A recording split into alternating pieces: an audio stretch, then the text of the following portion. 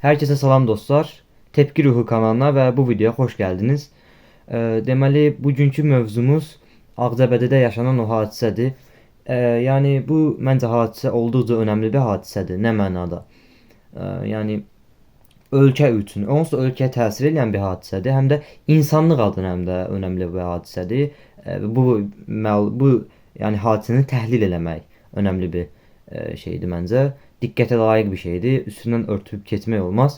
İndi ilk öncə qısa məlumatlar verəcəm bu hadisə haqqında. Yəni öz öyrəndiyim məlumatlar deyəcəm. Sonra da o məlumatları təhlil edəcəm və sonra da öz fikirlərimi bildirəcəm. Deməli, Ağcabədidə baş verib bu hadisə. 13 yaşlı qız 2010 təvəllüdlü qız və mən öyrəndiyim qədər 23 yaşlı, səhv eləmirəmsə olmalıdır oğlan. Deməli, öyrəndiyim qədərilə bu əslində ailələri bunlara kiçik bir toy kimi bir şey eləyib əvvəlcən və toyun qarşılığında toydan sonra bu qız 18 yaşına çatdıqda onları ailə həyatı quracaq imişlər. Yəni bu belədir. Deməli burada ilk nəzərə çarpan şey odur ki, burada yəni qızın bir istəyi yoxdur. Həm də mən özüm ilk eşidəndə elə bildim ki, yəni təcavüz bir olaydı da, yəni məsələn küçədən keçəndə olub belə şeylər. Amma öyrənəndən sonra ki, ailələrin xəbəri var imiş əvvəlcədən, yəni bunların yaxın olmağından, o ki ailələr də yaxın imiş. Yəni burada bunu diqqət almalıyıq həqiqətən. Bir fərd, bir insan öz həyat yoldaşını özü seçməlidir. Ailələr düzdür, bizim adət-ənənəmiz var. Hava soyuqdur, biraz olduğum otaq soyuqdur, səsimdə titrəmə ola bilər. Həm də gecədir, ona görə ola bilər. Biraz yuxuluyam, həm də soyuqdur, ona görə səsimdə titrəmə var. Yəni ki, fərdlər özləri ailə quracağı şəxsi seçməlidir. Qız oğlanı, oğlan qızı. Mən belə fikirləşirəm ki, ailənin və ya başqa birisinin buna müdaxiləsi ola bilməz. Məsləhət almaq olaraq ilkin ana və ata. Mən nənə, baba, nə bilim, bacı, qardaş, bunlar heç bunların yəni sözü keçməməlidir. Ana ata ancaq özü məsləhət verə bilər, fikir ala bilər belə. Adət-ənənəmiz prosta belə deyil də bizim. Deməli, yəni bir insan özü seçməlidir və bizdə də bu haqq 18 yaşından sonradır. Fərqli ölkələrdə fərqli yaşlar var. Bəzi Avropa ölkələrində 18, Şimali Koreyada 14 idi səhv eləmirəmsə, lakin deyəsən orada 16 oldu. Yəni bəzi ölkələrdə yaş məhdudiyyəti azalır. Niyə görə bəzilərində azalır? Hətta bəzi yerlərdə 22 yaşa qədər bu yaş məhdudiyyəti var. Ona görədir ki, fikir verirsiniz, hansı ölkə daha təkmilləşmişdirsə, o ölkədə yaş məhdudiyyəti daha azdır. Hansı daha geridə qalmış ölkədirsə, o ölkədə yaş məhdudiyyəti daha yüksəkdir. Yəni bir ölkədə, bir toplumda insanın qərar vermə bacarığı ortalama olaraq götürülür və Azərbaycan üçün insanın qərar vermə, düzgün qərar vermə yaşı 18 olaraq götürülüb.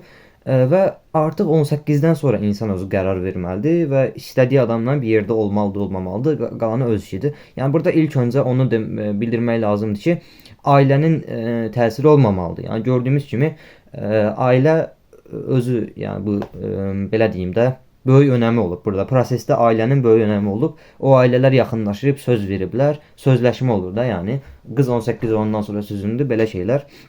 Öyrəndiyim qədərilə indi qız deyəsən o oğlanın anası deyib ki, qız bizlə qalacaq və qızın öz ailəsi deyəsən qızı yəni artıq qəbul eləməyiblər, belə bir şey olub. Yəni ilk öncə o demək lazımdır ki, belə bir şey olmaz, ola bilməz. Növbə-növbə keçəcəm mövzulara. Ondan sonra deməli öyrəndiyim qədərilə qızın təhsil aldığı məktəbin direktorunun işdən çıxardıblar ki, siz niyə görə görməmsiniz qız belədir, yəni hamilədir. Aydın məsələdir ki, qarnı şiş. Amma deyəsən qız dərsə gəlmirmiş, belə bir şeylər də var. Burada deyir ki, təhsil səviyyəsinin nə qədər pis olduğu burada deyilir. Amma təhsil səviyyəsi qızın məktəbə gəlməməyi ya da direktorun ya da orada psixoloqun, məktəbdəkilərin bunu anlamamağı deyil. Təhsil səviyyəsi harda önəmlidir? Təhsil səviyyəsi o qız və oğlanın ailələrində önəmlidir. Əgər o qız və oğlanın ailələrinin təhsil səviyyəsi yüksək olsaydı, intellektual cəhətdən yüksək olsaydı, belə bir iş görməzdilər, çünki məntiqsiz bir işdir. Deməli, ondan sonra burada oğlana bildiyim qədərilə ilk öncə 6 il həbs verilib, sonradan şartlı tahliyə deyirlər də türklər. Sərbəst buraxılıb, çünki öyrəndiyim qədərilə qızın ailəsi şikayətçi olmayıb. Yəni ona görə yüksək dərəcədə cəza tətbiq edilməyib oğlana. Ondan sonra bu proses deyəsən həkimə gediblər və həkim yoxlayandan sonra, həkimlər görəndən sonra polisə xəbər veriblər. Bu ölkədə bəlkə də dünyada, ölkədə deyil, o qədər çox şey olur ki, həkim burada xəbər verməyə bilərdi. Yəni həkimin xəbər verməməsi ilə Allah bilir, yəni həkimin xəbər vermədiyi üzə çıxmayan nə qədər hadisələr var. Bu hələ onlardan biridir ki, bu proses meydana gəlib. Titrəmə var, yenə deyirəm, üzr istəyirəm, soyuqdur bura.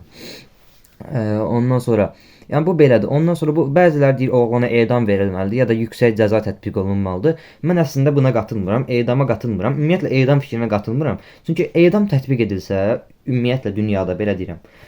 Yəni edam ancaq məncə islah nədir? Həbsxana məqsədi nədir? İslah eləməkdə. Yəni bir insanın tutduğu əməlin səhv olduğunu ona baş salmaq və artıq bu əməli təkrarlamamasına səbəb olmaqdır. Edam ona görə qatılmıram. Həbs daha məntiqlidir edamdansa. Çünki edam əgər tətbiq olunsa, tutalım oğruya deməyə, bir qatilə edam tətbiq olundu və bütün qatillərə artıq dedik edam tətbiq olunacaq. Amma bizim insanlığın bu problemi həll eləmə qabiliyyəti o qədər də yüksəkdir. Bəzən olur ki, durduğu yerə suçsuz birisi həbsə atıla bilər. Fikirləşin, yəni durduğu yerə əslində bir suçu olmayan, günahı olmayan birisinin edam olunmağı, o adamın bir dənə sahib olduğu həyatı var idi, o da əlindən almaq deməkdir. Ona görə edam ancaq məncə olmaz edam. Amma ki, yəni mütləq günahı bəlli olan birisinə ancaq ola bilər. Çünki məsələn, bu adamın bildiyi belə bir şey elədiyin, amma bu adamın özündə mən günah görmürəm. Bunun bu ailələrdə mən günah görürəm, ailələrdə problem görürəm və təhsil səviyyələrində problem görürəm. Təhsil səviyyələri yaxşı. Bu Azərbaycanın indiki dövrünün yetkin fərdləri dövrü də SSR-nin fərdləridir. Ona görə o dövrdə təhsilin çətin olmağı falan başa düşülə bilər. Yəni bu mövzuda bunu dedim və bəzi ölkələr edama fərqli qərarlar verir. Edama yox, üzr istəyirəm, pedofiliyaya fərqli qərarlar verir və məsəl üçün İsveçrədir, ondan sonra biraz araşdırma elədim videodan əvvəl, qısa bir 1-2 dəqiqə baxdım həm də. Yəni məncə pedofiliya psixoloji xəstəlikdir, müalicə oluna bilər. Yəni psixoloji xəstəlikdir və təhsilsizlikdən məncə irəli gəlir. Və dediyim kimi oğlana yüksək dərəcədə həbs cəzası verilməməsinin səbəbi də ailəsinə şikayətçi olmamağıdır. Ailəsi niyə şikayətçi olsun? Çünki ailələr özləri razılığı ilə olub, yəni bunların bir araya gəlməsi. O ailələr razı olmasaydı heç qızla oğlan bir yerə gəlməzdi, bir araya gəlməzdi yəni. Ona görə bu başa düşüləndir niyə görə şikayətçi olmadıqları və niyə görə həbs tətbiq edilməməsi. Mənim öz fikrimcə amma həbs tətbiq edilməli idi. Yəni məncə amma 10 ildən artıq həbs tətbiq edilməməsi lazımdır. Düzdür, mən o dərəcədə bilmirəm, amma həbs mövzusundan danışıram. Amma şikayətçi olmayıblar da nağa. Bilmək olmaz bundan belə nə olacaq. Amma edamdır, ondan sonra bəzi ölkələrdə cinsiyyət orqanı kəsilir. Belə şeylər də məncə olmamalıdır. Bunlar düzgündür. Etik qaydalarına tabe deyil ona görə. Və pislik və yaxşılığı insan özü qoyur da. Yəni bir şeyin pis və ya yaxşı olmağı insan özü qoyur. Məsəl üçün belə deyim, həmişə bu örnəyi çəkirəm mən. Tutalım bir oğru var və bu oğru olduqca kasıbdır. Məsələn, evdə də 3 dənə uşağı var. Oğrunun 3 dənə uşağı var və kasıbdır da, yəni işləyə bilməz, nə bilim, bir qüsuru var falan, bilmirəm orasını. Amma ki bu adam işləyə bilmir və oğrudur, pis vəziyyətdədir və oğru deyəndə bir adamdan, X bir adamdan söhbət gedir. Bu adam gedir oğurluq eləyir. Məsəl üçün qızıl falan oğurlayır, gedir o qızılı satır, uşağına məsəl üçün yemək alır, nə bilim, belə şeylər eləyir də. Oğru üçün etdiyi şey, tutduğu əməl yaxşı bir şeydir. Çünki onu eləməsəydi uşaqları öləcəkdi. Yəni yaxşılıq və pisliyin nə qədər əsnək bir şey olmağını başlamaq çalışıram. Bir adamın yaxşı dediyi bir şey bir adamın pisi ola bilər. Və bizim insanlığın qaydaları o qədər də mükəmməl deyil deyə bir adamın pis əməl törətdiyini, bir adamın yaxşı əməl törətdiyini tam olaraq demək məncə hələ də mümkün deyil. Sadəcə o kişilikdə toplumun bir qərarı var və bu qərara əsaslanmaq lazımdır. Oy birliyinə əsaslanmaq lazımdır sadəcə. Yoxsa yaxşılıq və pislik dəyişkən bir şeydir. Bir adamın yaxşısı, bir adamın pisi ola bilər və ya əksinə ola bilər. Varlıdan alıb bir şeyi kasıba vermək yaxşı bir şeydir falan deyirlər, amma yenə də oğurluqdur yəni. Ondan sonra məsələn burada yalana da deyinə bilərik. Məsələn, sizcə bir şeyin yalanın yaxşısı pisi olur? Məsələn, məsəl üçün belə deyək də, bir adam çox hirslənib birinə, çox əsəbləşib və o gedib öldürəcək. Yalandan deyirsiniz ki, o adam, məsələn, öldürəcəyin adam buradadır, artıq ölkəni tərk edib. Siz yalan danışırsınız. Amma ki, məsələn, yalanı danışırsınız, amma yalanı nə uğruna danışırsınız? Can uğruna danışırsınız. Siz bu yalanı danışaraq yaxşılıq eləmiş olursunuz. Yoxsa yalan elə həqiqətən pisdir. Məncə yalan yalandır. Yəni bir adam yalan danışsa, deməli o yalan danışır. Yalanın yaxşısı pisi məncə olmur. Məsəl üçün bir adam məsəl üçün özünü öldürmək istəyir və bıçağa sahibdir. Yalandan deyirsiniz ki, o bıçaq yoxdur, itdi. Məsəl üçün deyirəm də, o bıçağı atdım o yüzden. Məsələn, yalandan deyirsiniz və sizin bu yalanınıza görə insan özünü öldürmür. Və bu yaxşılıq etdiyinizi düşünürsünüz. Amma bəlkə də o insan özünü öldürmədiyinə görə gedib başqa 5 nəfər öldürəcək, qatil olacaq və siz 5 nəfərin ölümünə səbəb olmuş olasınız. Yəni yalan bəzən deməyim, əsnək bir şeydir də, yəni hamı üçün yaxşı və ya pis olmaya bilər. Bu mövzunu çatdırmaq istədim. İndi belə deyim, artıq sonlandıracağam. Məncə bu problemlərin həllini necə eləyə bilərik? Təhsil səviyyəsini artıraraq. Başqa bir yolu yoxdur. Əgər ailələrin təhsil səviyyəsi artsa, belə bir şey olmaz. Və həqiqətən o qənaətə gəlmək lazımdır ki, bir insan artıq yetkinlik yaşına çatdıqdan sonra öz həyat yoldaşını özü seçməlidir. Ailələrin baskısından seçilməsin. Biz boşanmaya baxırıq və son illərdə ölkədəki boşanma sayı evlənmə sayından daha çoxdur. Bunun səbəbi də çoxluqla insanın ailə baskısı ilə evlənməyidir.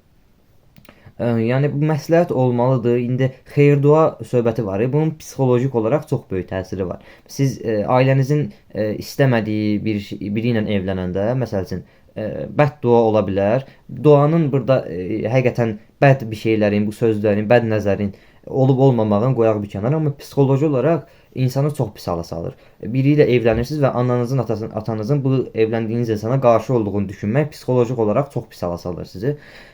Ona görə valideynlər, əgər izləyən bir valideyn varsa, çox baskıcı olmayın, məsləhət xarakterli olsun sözləriniz. Mən dediyim insanla evlənməlisən söhbəti, hətta övladınızı itirə bilərsiniz və belə proseslər, belə hadisələr baş verə bilər. Təhsil səviyyəsi önəmli dərəcədə artmalıdır. Hər şey institut deyil, institutu bitirən ağıllı olmur və ya əksinə. Sadəcə düzgün səviyyədə dərslər keçirilməlidir, düzgün səviyyədə etik qaydalar başa salınmalıdır məncə. Bir adamın milyoner olacaq qədər ağıllı ya da biznesmen, nə bilim, həkim olmağına ehtiyac yoxdur. Sadə birisi də ola bilər, sadəcə bu etik qaydaları bilən və riayət edən birisi olmağa kifayət edir, bəs edir. Yəni bu qədər öz fikirlərimi demək istədim. Sonraki videolarda görüşərik. Sağ olun.